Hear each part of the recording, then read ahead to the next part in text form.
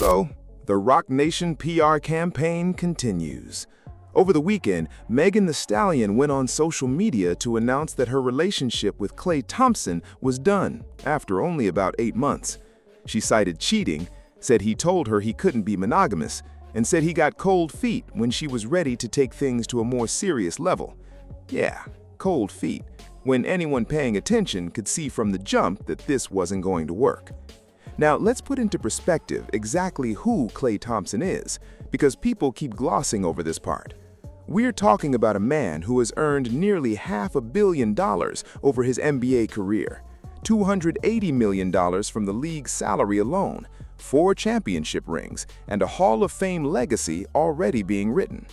He plays in a league that in 80 years of history only has had fewer than 5,000 men total suit up.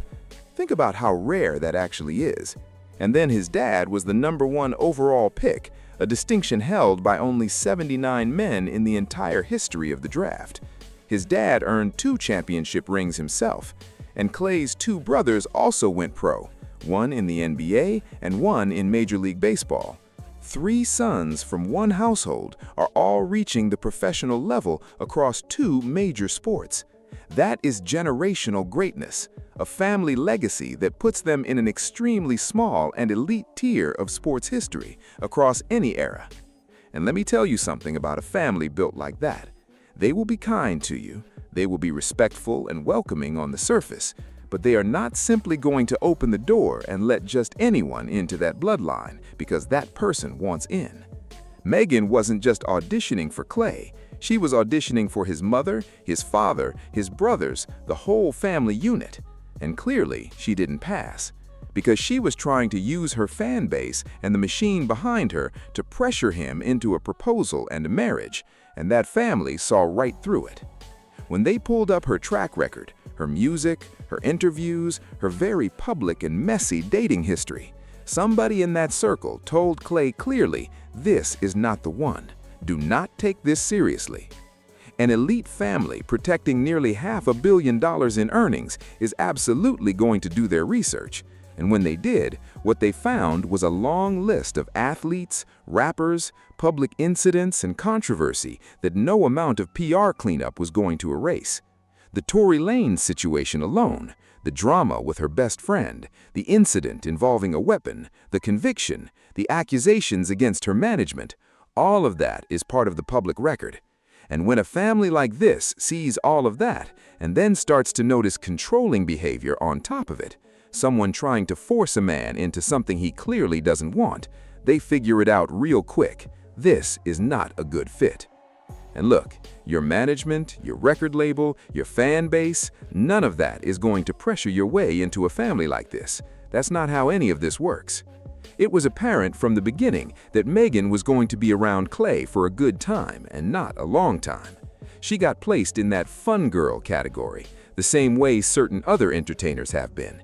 And when your entire history is public and out in the open, people with resources can pull a full report on you overnight. You're not going to use Roc Nation to set up a string of PR relationships with athletes and erase years of very public behavior. And of course, Roc Nation didn't care whether it worked or not. They had a plan either way. If the relationship succeeded, they would have paraded her around as a redemption story, repositioning her from where she started to a woman who married into one of the most accomplished sports families in California history. And if it failed, which it did, they would do exactly what they're doing right now. Activate every media connection they have to make Klay the villain and Megan the victim. That is the playbook running in real time. Pay attention.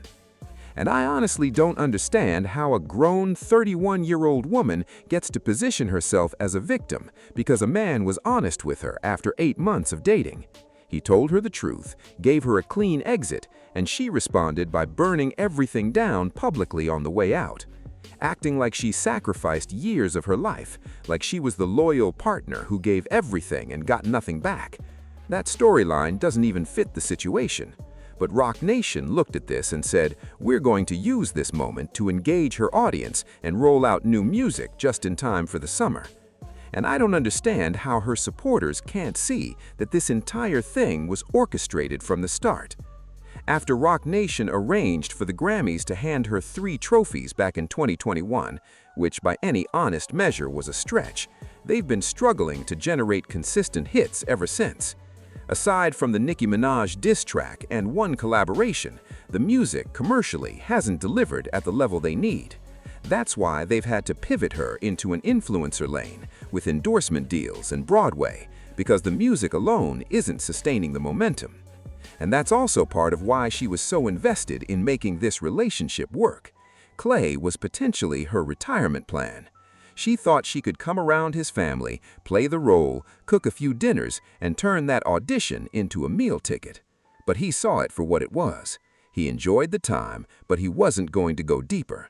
And when she started pushing for monogamy and something more serious, he pulled back. He didn't want it. Simple as that. What Roc Nation is doing now is rolling her out in victim mode, because that's the only setting that gets her target audience to rally behind her and spend money. In order to promote anything for Megan at this point, she has to be the one who got hurt. But nobody is a victim here. This wasn't a long marriage falling apart. This was a few months of dating that ran its course. Both people gave their time, it didn't work out, you close that chapter and move on. But if she keeps operating with the same mindset, she's going to keep ending up in the same position. Because thinking you're going to pressure a man in the top 1% into your program doesn't work. He is the one with the program. He's not desperate, he knows his worth, he was raised with a strong family and high standards, and that's exactly why she was interested in the audition in the first place. And let's be honest, the cheating angle is probably not even the real issue here. Women who pursue professional athletes, especially in the NBA, already understand the lifestyle they're entering. That's not a secret.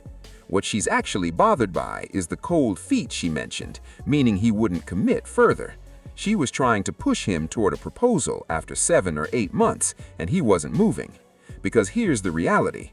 If Klay had proposed and kept his lifestyle intact, Roc Nation would have promoted that engagement wall to wall. Then she would have pushed for kids, they would have promoted that too. And once she had enough leverage built up, enough skin in the game, she would eventually file for divorce, citing all the same arguments she's using now, and use that to take everything left. That's the long game. But he read it early and stepped back before it got that far. This is all one big storyline, one big scheme orchestrated by management. Drop your thoughts in the comments below and let me know what you think about all of this.